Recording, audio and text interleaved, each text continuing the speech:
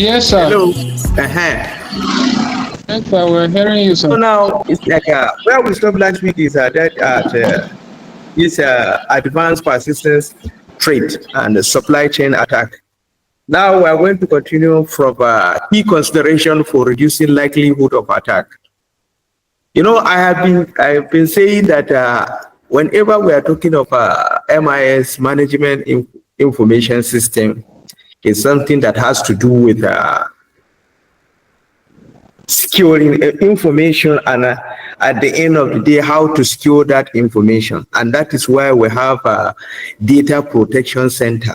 It is as a result of this management information system that they were able to create what is called data protection center. Is used to protect data from unauthorized users. So in each and every organization, even in federal government has what is called a data protection center. The same thing with the National State University, we also have data protection center. They were responsible for protecting the university data against unauthorized users. Now, let's look at the key consideration for reducing likelihood of attack. You know, normally we have employees, regular security training for employees to recognize phishing attempt and suspicious activities. Normally, I have been saying about email address issues. Most of the threats that are coming sometimes is through your email. People may decide to send email attached with a malicious software to you, requesting for something from you, and maybe that something has to do with your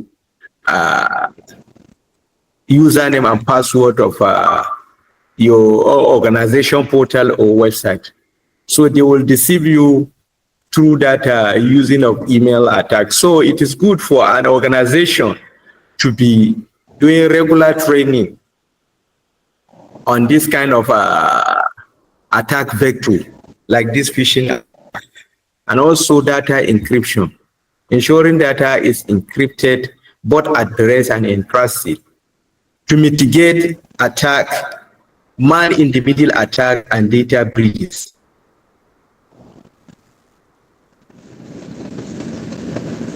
Normal network in your organization where you are sharing information via LAN cable, you can be able to, in order to protect that data from unauthorized users, you can use what is called this virtual LAN.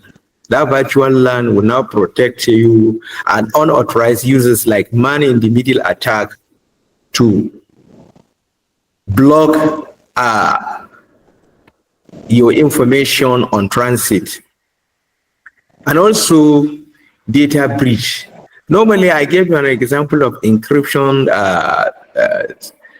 software, maybe that we used to pay for our university website, and that is why we are seeing that our portal has a HTTPS, where S stands for secure layer. Also, we have the regular patching and update. You know, this software like Microsoft or any other software company, they used to produce patching software and also update against a loophole or vulnerabilities on their software.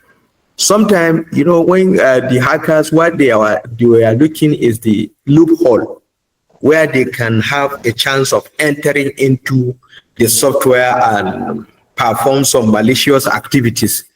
Now, the software company, regularly they used to update and produce patching that you, as the user of that software, you can be able to update and also download that patching and install it on your system to avoid this kind of vulnerability like SQL injection. And I have talked about SQL injection last week on how people used to penetrate data using this kind of SQL injection.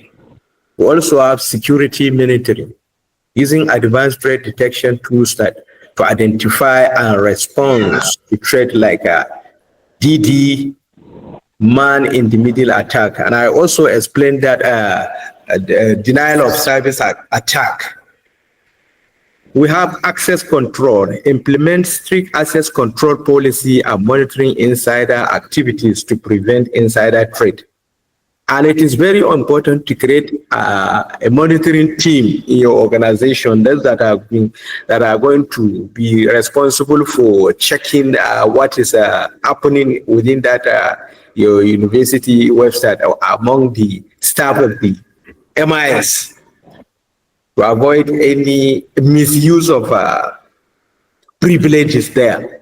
And also by understanding this common attack vector, global company can build stronger defense and mitigate potential risks to their MIS. All these things, the target is to protect your data or information against unauthorized users, because data is life. If you misuse your data, definitely you will have a great problem in your organization. Now we're talking of defense mechanisms and cybersecurity awareness. To protect against the wide range of attack of management information system, must adopt robust defense mechanisms and foster cybersecurity awareness among employees. Normally, this cybersecurity awareness is very, very important in whatever conference you go. If they are talking of information, they must talk about cybersecurity awareness. You have to create an awareness to your employee so that they should be conversant with what is happening and to protect themselves against any attack that may come through them. So below are some key defense mechanism and awareness strategies. Now, the first, we have the firewall protection. Normally, in each of the system, it has a firewall that is active on that system. And if you are using any Microsoft software, there is a firewall attached to it that is protecting any threat that may come to your site. A network security system that monitor and control incoming and outgoing network traffic based on predetermined security rules. So a firewall is there. We have the hardware, we also have the software of that firewall, and they were used to protect any incoming and outgoing network traffic. For example, if you are downloading the unlicensed software in your system, sometimes you will see that the firewall on your system will now block the software because it doesn't have, it doesn't agree with that software. Maybe so you will not allow that software to be installed in your system. So for you to be able to install that kind of a software that is unlicensed, unless you deactivate your firewall before that software can be able to get into your system. So it used to block all these kind of unauthorized softwares or unlicensed softwares that maybe you downloaded from your system. So most large organizations such as Microsoft use firewall protection to prevent unauthorized access to sensitive internal network. So we also have intrusion detection and prevention system. This one also monitor network traffic for suspicious activities and provide alerts or block attack on real life. So even these intrusion detection software are there that you can be able to buy it, a licensed one, and install it into your system. That will allow the system, that will protect your system from unauthorized users. It will detect and mitigate cyber attack in real time, preventing malicious intrusion as SQL injection and brute force attack. Now, when we talk about brute force attacks, is something that people keep on trying on different combination of number, trying to guess a password of someone. Using that is called a brute force attack. You will be keep on trying, guessing of different combination of alphabet and figures in order to be able to get someone's username and password. So this intrusion detection software can be able to block all this both SQL injection and brute force attack. We also encryption data at rest and data in transit. You know, most of the, even when you are using TCP IP in terms of transmitting your information from one location to another, there is what we call end-to-end encryption. That is, the encryption will now begin at the where you send that message until it will continue being encrypted on up to the destination where it is going. So I gave a real life example with WhatsApp. Use end-to-end encryption to secure communication, ensuring that data remain private even if it is intercepted. So all these social media software there, we are using this kind of encryption in order to protect people's information and to make sure that that information has reached to where it's supposed to go. And that will allow people to patronize their software. We also have multi-factor authentication. It requires users to provide 2 or more verification factors. So now these are, when you were added in a portal, you know, they have to create your own username and password that you will be used to log in into that portal and use your and work with the portal. Now, you know, we have username and password. So for us, hello, hello, hello. Yes, sir. We're hearing you, sir.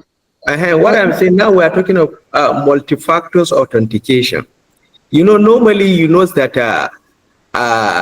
you have what is called your username and password. If you want to log in any of the software, even our university portal, you as a student, you have your username, which is your matric number, and you also have your password that you will be used in order to get into your portal.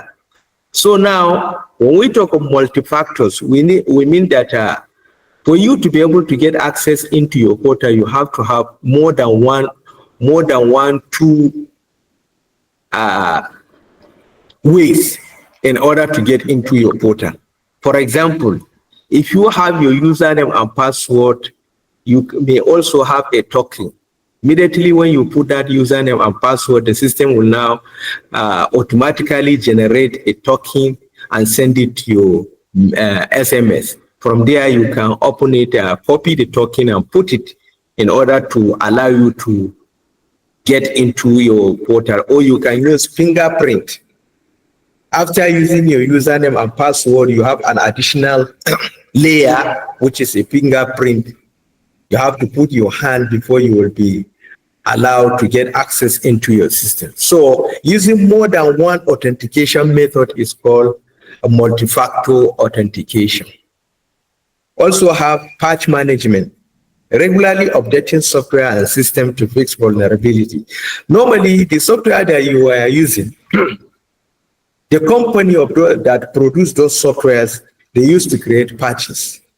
You know, like when you have your own car, you have a tire, and your tire maybe sometimes may take a nail on the road, and that tire will have a hole.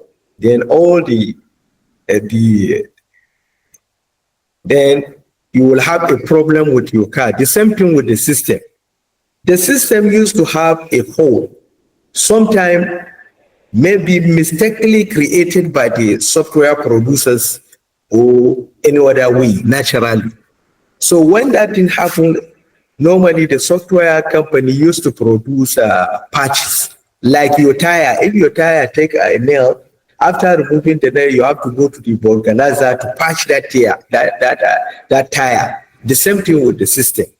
If a system get a loophole, then the software company used to produce a patches that will be used to block that loophole. So you can also download them from the that company website where you can get the patches, download them, install them in your system. We also have the access control and privilege account management. Now, by definition, we say limit access to system and data to unauthorized users and ensure that highly sensitive functions are only accessible to privileged account. Normally, in an organization, those that will have that kind of a privilege must be at the MIS staff of the university. Sometimes even the VC must have a super admin privilege. So make sure you limit your access to a certain number of people that will be using that system in order not to allow, when you allow many people to have access to that portal or website, there is likelihood of misuse of that privilege, and that will bring a kind of vulnerability to the hackers, and they can use that loophole to penetrate into that system and make and use whatever they want to do to tamper with your information. Then we have to back up recovery. Normally, when you are using a system, you need to have a backup against anything that may occur, either naturally or maybe just from the users. So you need to have a backup of your software or of your information somewhere in case of any other attack that may occur or that may come into your system. And I gave you an example of when I was attacked by ransomware attack. So thank God that time I have my information on the Dropbox. So after when I formatted the system, I got my information back through my Dropbox. So you can see now, at least you must have to have a backup, like a data center. They may have more than 2 to 3 server against any thing that may occur. They can switch to the second or the third backup and using it. Maybe if the system crash, instead of them to be stopped, they will now switch to the second server and continue with your activities while trying to fix the first server. Then we have the behavioral analytic and AI security. By definition, uses AI and machine learning to detect unusual patterns in users' behavior that may indicate a threat. So AI-based security companies use behavioral analytics to identify threats and anomalies in the real time. Now I talk about AI where I say that it's just a mimic of human brain that is being used on the system. So sometimes the AI used to think like a human being, and it can have a memory that has been used to keep the behavior of the system, like a human being that when something happens, he may be aware, he may keep that what happened in his memory against anytime. Sometimes when he want to, he can, if that same thing occur again, he can memorize, think back on that same things that happened to him before then, and he can now take a necessary action against any further occurrence. So all these things can happen using AI, help to detect insider threat, advanced persistent threat, and so on. We have zero trust architecture. So by definition, assume that no user or device is inherently trusted, requiring continuous verification of identity and access. You are not supposed to trust anybody in your MIS or in your organization, because anything can happen with anybody within that organization in your system. So you must have that zero uh, tolerance to your staffs, and also that is why you will be using this verification method to verify and identify the access. So now your monitoring team will now be coming for verification to ensure that what you have given is what you are using.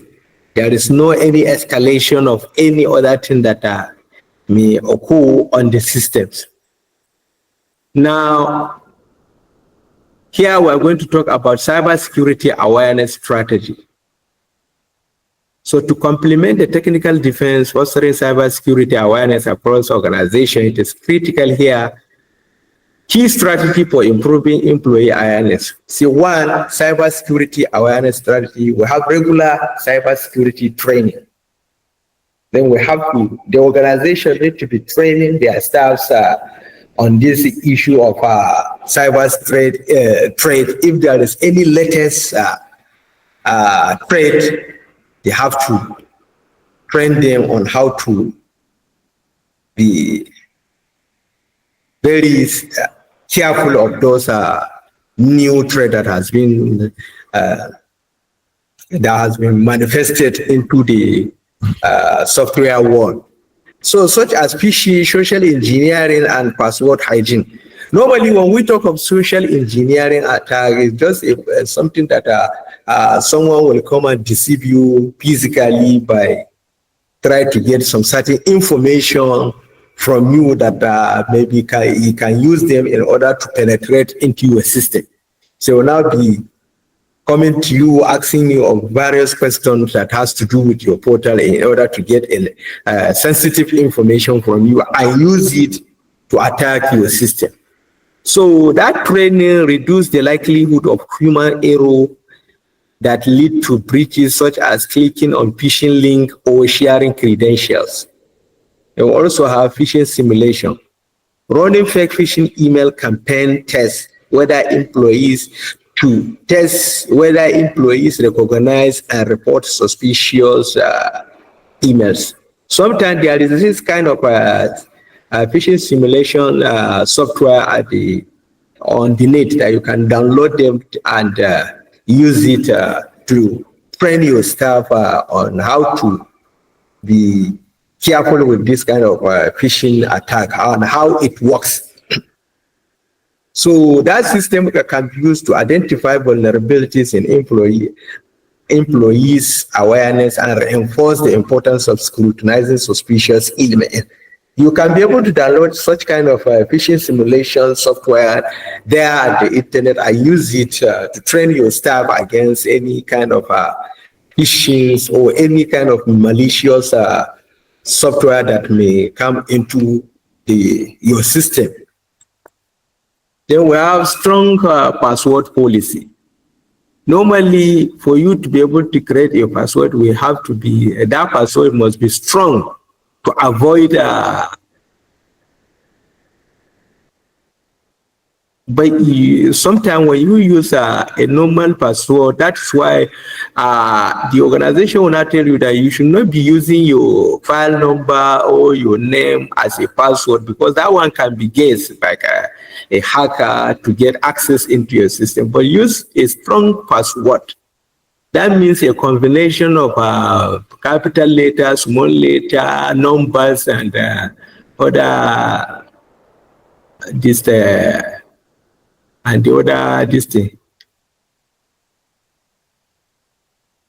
other kind of anything that may have that may protect your system. Now, numbers, bullets, and other things, you can all include them into your password to make the password strong, because when you combine different alphabet and numbers within your password, it will be very, very strong in such a way that a hacker will not be able to guess that password easily as when you are using your file name or any other thing. You know, sometimes they are receiving a hacking software that can automatically generate a guessing password for you that you can be using there to be testing. And maybe by low-key you can get access to that system. But when you make it strong by a combination of numbers, capital letters, bullets, and other things, it will make that password strong in such a way that a hacker cannot be able to easily get that password. Also have incident response training. By definition, teaching employee the steps to take when a security breach occurs, including who to report to and what to avoid doing. That's incident response. Something happened, you have to take it to the direct to ICT or to any higher ranking officer within the MIS so that they should take a necessary measure against next occurrence. So ensure quick and appropriate response to security incidents, minimize damage, and preventing further breaches. Once if something happened, if there is any security breach, you were able to trace, quickly take action to protect that against any other next occurrence.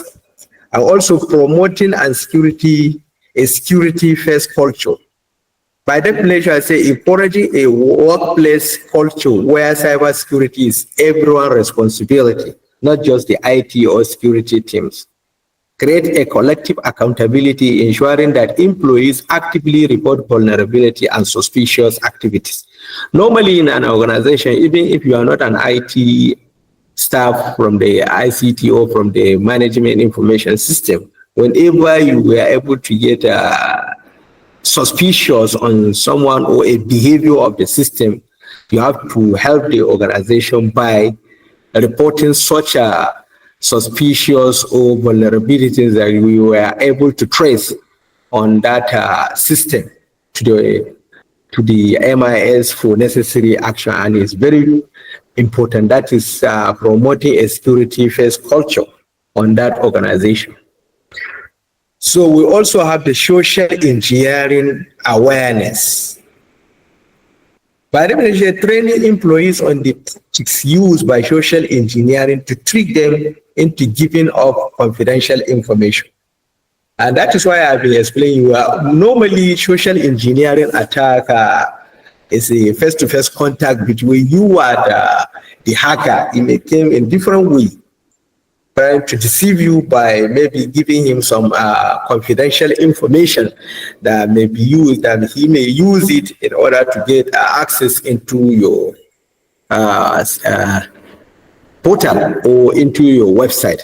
So training on this, awareness on social engineering is very, very important to prevent data breach that stem from manipulation and deceit as form-based social engineering attack. So there are so many ways that a hacker can employ in order to get a sensitive information from you. And you have to be very careful on it too. Normally, social engineering attack is the most usable way of getting information from the user. And that information is used by the hacker to be able to penetrate into the organizational website and do some certain changes or manipulate the software. So it's very, very important social engineering awareness to the staff.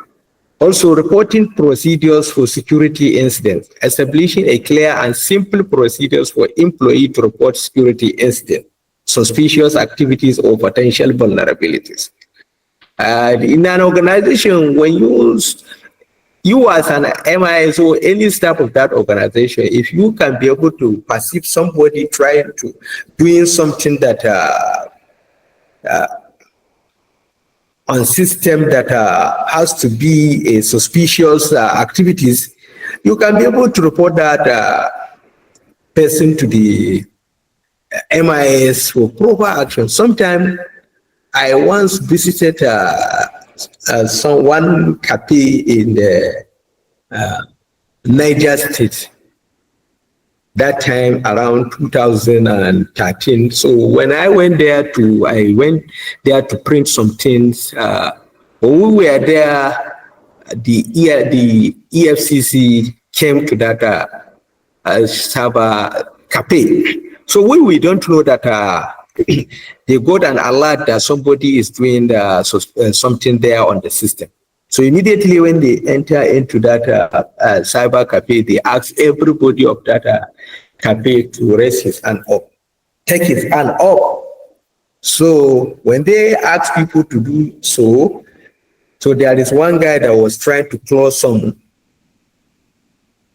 website that he is working with. So they quickly went and arrested that guy.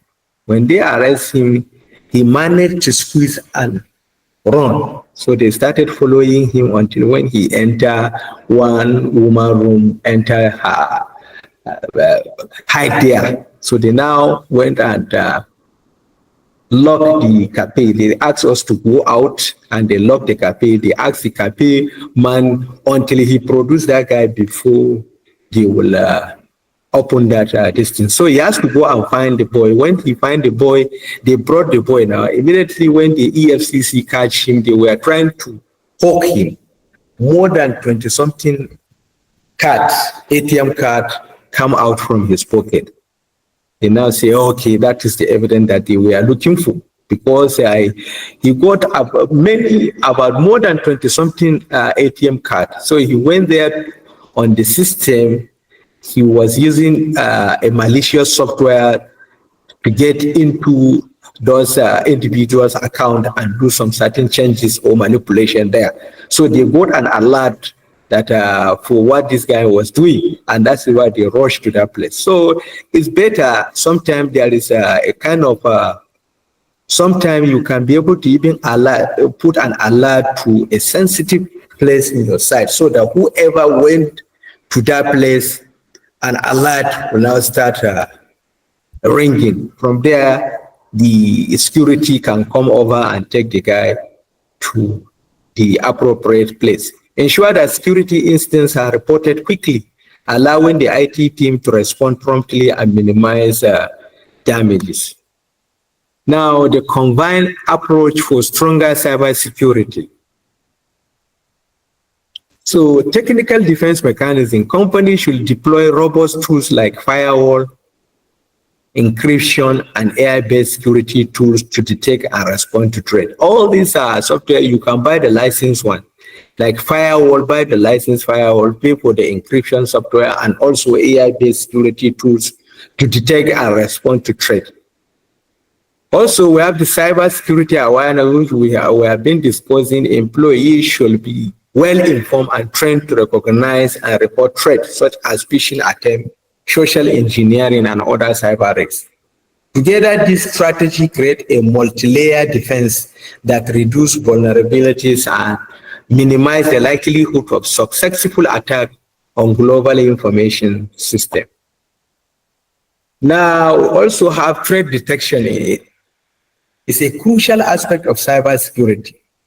Now, we have been discussing about intrusion detection. Now we separate them. We have intrusion detection software and also intrusion prevention system.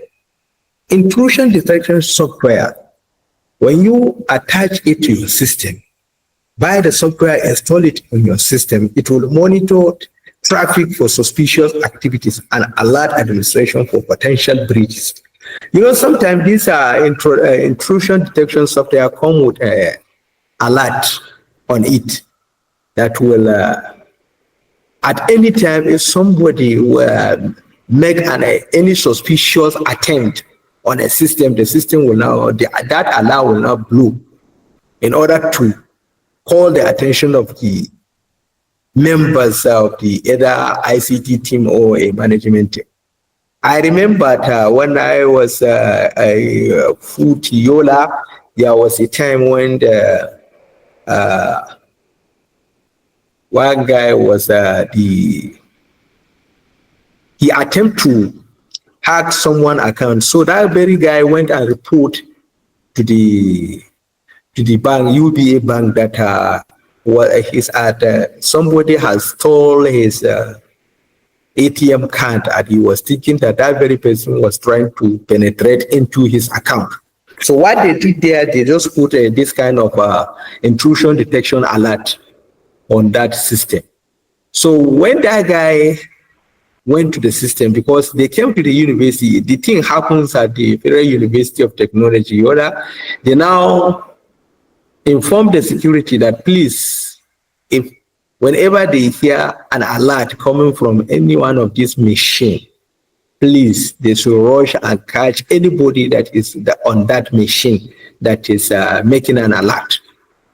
So that guy that stole that his ATM card, he went to around 5 o'clock in the morning. He went there to withdraw money using that guy's card. Immediately when he put the card, that intrusion detection system started alerting the security. So the security came quickly and took the guy that is on that machine to their office, and they even asked him. That very guy was a friend to the owner of that ATM card. So you look at what is happening. That is the use of this intrusion detection software. It will put you can put it there, and the alert is there. Whoever attempt to tamper with the information of that system, then the system will alert the security or the members of the MIS on such a threat that is coming up to their system. Identify threats like unauthorized access, malware, or anomalies in network traffic. Now you can even say that maybe you set your system that after 8 o'clock, they don't want anybody to use the portal after 8 o'clock. So whoever attempts to use the portal after 8 o'clock, the system should alert the security or the management of the MIS that somebody is on the system. So using this intrusion detection system will now alert the members on what is happening on their system. So they gave an example now. It says Snort is a software. It's widely used open source IDS that help organizations detect real-time attack. Snort is a software, and it's an open source software. You can be able to download it from the Apache Foundation and use it on your system to protect your system from unauthorized users. Also, intrusion prevention system actively block or mitigate detected threat by preventing malicious traffic from entering the network. Now, this thing comes as a result of when you are downloading softwares that are a malicious software from the system. This kind of intrusion prevention software will block the system from getting access into it. So very, very important of these softwares. If you are managing an organizational information, you need to get this kind of software, both awareness and threat detection softwares that will be used to protect your systems. Then now we have security information and event management. Collect and analyze data from multiple sources, e.g. log, network traffic, users activities, detect security incidents. Normally in each and every system, there is what we call system log, network traffic, user activities. And the system is recording those information stored on that system.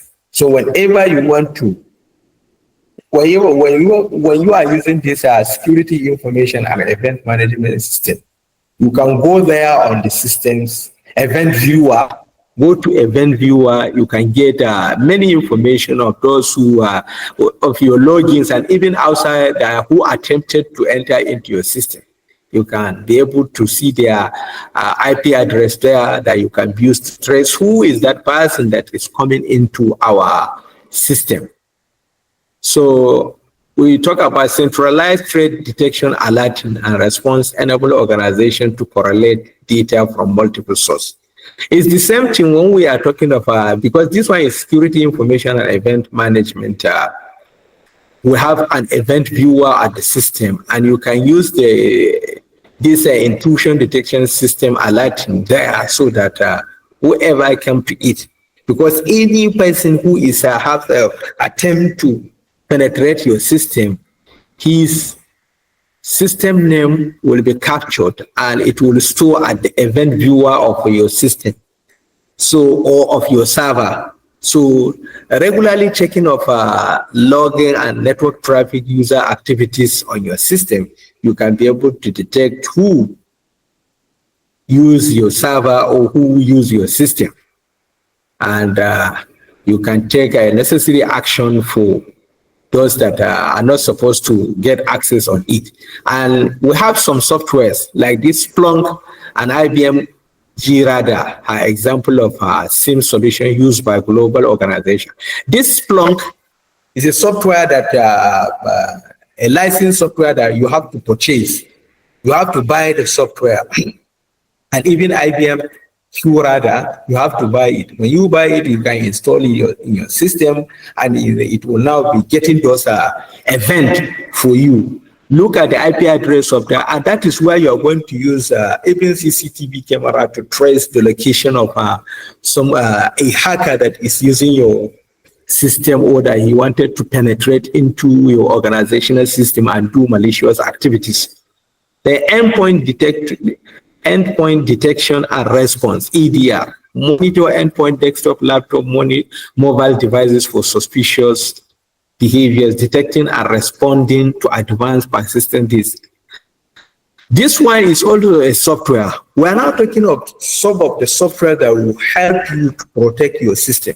All this kind of a software, if you are using, if you have a very organizational data, at least you have to get many of this kind of a software that you can use to protect your information from unauthorized users or unauthorized access.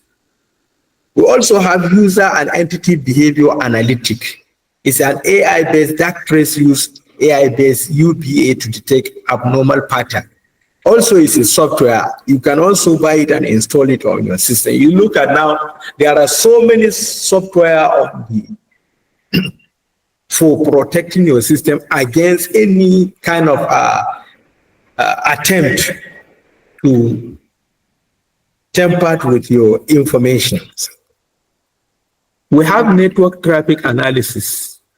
Monitor network traffic to detect patterns that may indicate an attack, such as abnormal data flow or unauthorized communication.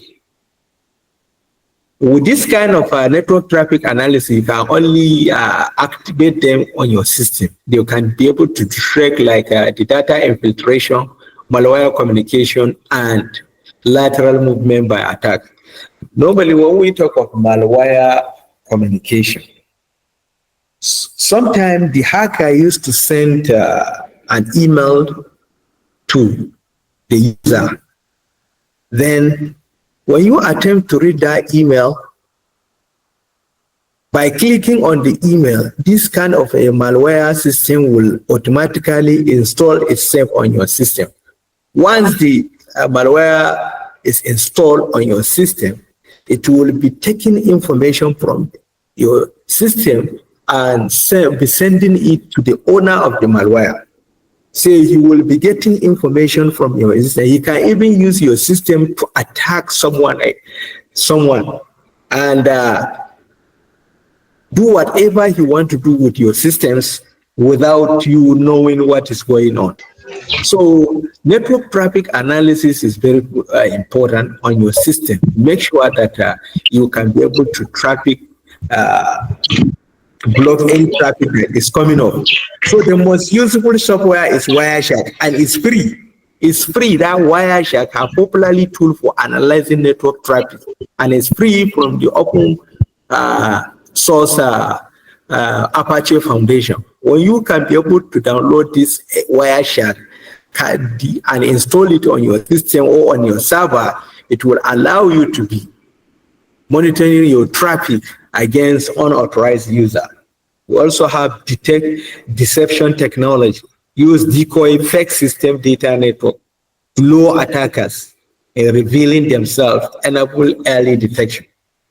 This is another software that are used to fake system. It will make the data on that system as if it is a fake information.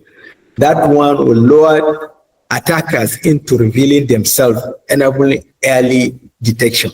Normally, when they look at the side of your system look like a fake, they will not waste their time trying to penetrate into it and get this information from it. Some of the softwares that were used for this kind of deception technology is TRAP-T, X, and elusive network offer detection. You can also get them from it's a software, either a license, or you can get them from the open source foundation of the software. Threat intelligence platform aggregate and analyze threat data from multiple sources, e.g. threat feed, dark web, data, public advisory. All these softwares are there to help you detect any incoming information that may harm your system or harm your server.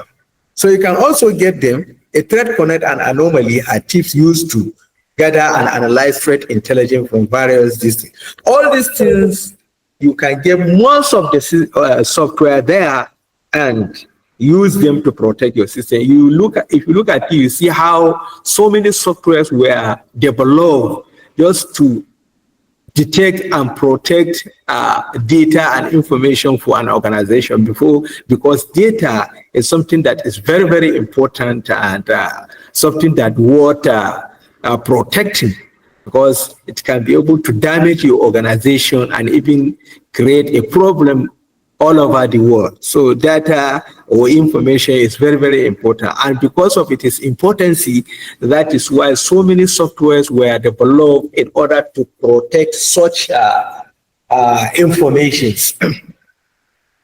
Now we have log monitoring and vulnerability scanning. Normally, you have to scan the loophole of your system or of your server in an organization. Scan your server or even your ordinary system, the system that you are using. You can scan it to look at whether if there is any threat that is coming into your system. So you are connecting your system to the internet. Since you are using your system to the internet, so many threats may come into your system. So now vulnerability scanning will allow you to get the loophole of your system, and you can be able to download a patches that can be able to patch those loopholes that were traced by this vulnerability scanning software. So now, if you look at it, you see the vulnerability scanning software detect or patch vulnerability with configuration and security flaws in application or system. So now, when you are using this vulnerability scanning software, it can be used to detect the threat or the loophole at your system, and then use the patches from the organization, from the developer's website, and block those loophole or vulnerabilities. Example of those softwares are Nexus and OpenVAS, are popularly vulnerability scanning tools that help organizations identify and fix security weaknesses. And these Nexus and OpenVAS, they are also free softwares from the open source Apache Foundation. It's not in session. So now we have log monitoring and analysis, continuously collect and analyze log files from firewall and other systems to detect abnormal activities or security incidents. So now, each and every system has what is called a log file that is there. So you can use log monitoring and analysis softwares like Greylog and ELK stack used for log monitoring and analysis. All these things are is a tool for you to be used to protect your system. When you get all of these softwares, then you can use them to protect your system. But if your website or your organizational information is managed by a third party, it is the responsibility of that third party to do all this kind of maintenance, security, defense for your system. But if you are not using third party, then it is your own responsibility as an organization to make sure you protect your system from unauthorized users by using most of these softwares in order to detect, block, prevent any attack that is coming to your server. How threat detection work in practice? How threat detection work in practice? So I gave an example here based on the behavioral analysis. I say a financial institution detect an unusual login from a foreign country for an employee who typically work from Nigeria. The system trigger an alert preventing possible account takeover. So normally that means here they were using what? Intrusion detection software. That modern systems use AI and machine learning to learn normal user and network behavior. When deviation from this baseline occur, a user accessing sensitive data at odd hours or from an unusual location, the system flag and as a potential threat.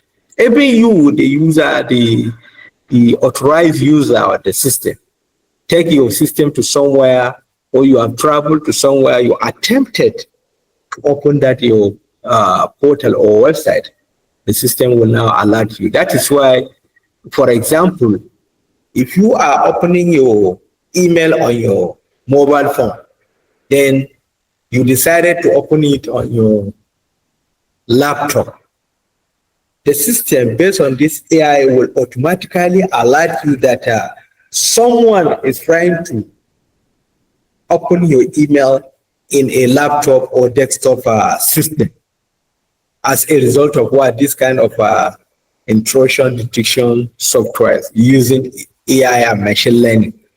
So now, even if you are an authorized user, but you decided to open that system somewhere else, or changing a system, not the normal system that you used to use, then the system will now alert you that what you are trying to do, or somebody is trying to get access into your account via social system. The system will now alert you. So how threat detection work in practice? Now, signature-based detection. System compare incoming data to unknown signature of malware or attack vector. If a match is found, an alert is generated. An example, an organization using antivirus software detects a piece of malware on an employee device by matching its code against non-vulnerable signature. You know, each and every virus has its own signature. That is how it has its own identification. So now, signature-based detection. An organization uses antivirus software to detect a piece of malware on an employee device by matching its code against non-virus signature. If they get any malfunction on your system, you know, the antivirus installed in your system will quickly detect that malfunction of your system. And it will now compare it to the popular virus signature that is there, that is popular virus identity that the software used to detect. If it is not that one, they can be able to discard such kind of malware threat. And anomaly detection, some systems look for unusual pattern in network traffic, such as large volume of outbound data, which may indicate data infiltration. Yes. Example, a company using NTA noticed an unusual spike in outgoing data to an external IP address. Upon investigation, they find that a hacker was attempting to steal sensitive information. Normally, what this anomaly detection used to do is that when you are pushing huge amount of data to outside organization, the system will now detect it, because it is unusual for the system that such amount of data is pushing out of your organization to another organization. So it will now count that attempt as a steal of sensitive information, and it will block it until when it is authorized by the AMS for such a huge data to be sent out to another organization. You know, the system, all these softwares, they are very sensitive. They will not look at the IP address that is the system is going to. Normally, your organization used to send information like in 5 MB or 1 MB or 3 MB. And then this time around, they discovered that the information that was sent is about 20 to 30 megabit. Then the system will now think of why this thing is going out like this. There must be something fishy along the way. And that is why this software will now block the IP address data that is going to such a system or such an IP address. When we talk of an IP address, you know, each and every system on the network has an IP address. If you are pushing your information, that information will now go through your IP address. From the IP address of your organization. Hello, sir.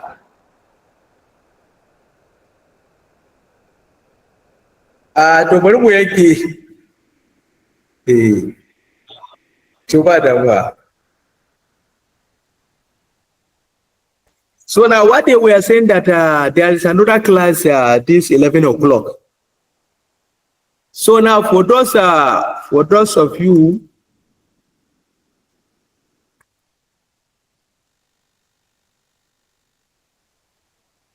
they said there is another class on this 12 o'clock, 11 o'clock. I'm going to stop here, but for those of you who send their name, I have started working on creating their own email. So when I finish, I will forward it to your WhatsApp. But there is it's only 2 people that send that say hello to me on their WhatsApp. I think we have about. Prof, can you please share your phone number? I don't have, so I can send mine. A hand, so that's very good. Absolutely. Absolutely. You need your number so I subscribe. Hello? We need your number, sir, so you can send email. Yes, share it on the general platform, sir. Okay, excuse me, Doc. Okay. Hello. Good morning, I'm sir. hearing you. Good morning, sir. Hey, how are you?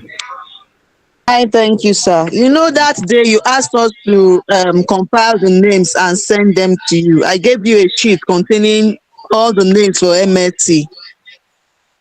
Yes. What I'm saying, I got those who gave me their own on that paper. Yes. I asked them to say hello to me on that on the platform. So on the WhatsApp. So I saw one. I saw 2. So I was thinking that it is 3 people that are supposed to. No, I think it was only the governors that chatted you up. It was the class governors that chatted you up. Okay, I saw that one of. Let me check.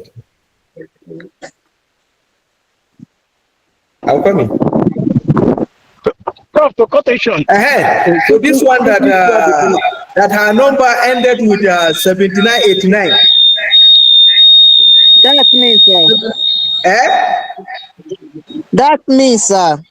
So that you I will send it to this your this thing. Then there is one that I thought you were going to send. I thought you were going to send the lists of emails to me. Then I'll send it on the platform. Yes, I never knew you were going to be doing it individually. Yes, sir.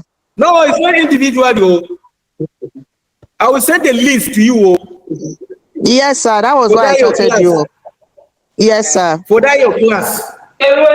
For MSc in general. MSc, and there is another person who sent his own like 0599.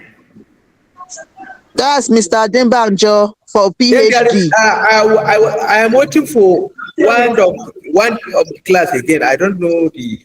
They gave me their list. They wrote their name and also the email, their email. Okay, sir. I don't know them no, because they give me their normal email there. So I want to get I want her to say hello so that I shall push it to her. But if she cannot, I will push it to you so that you should give them. All right, sir. All right. Eh, Thank you, Prof, sir. can we still have your phone number, sir? okay. Let me chat it here.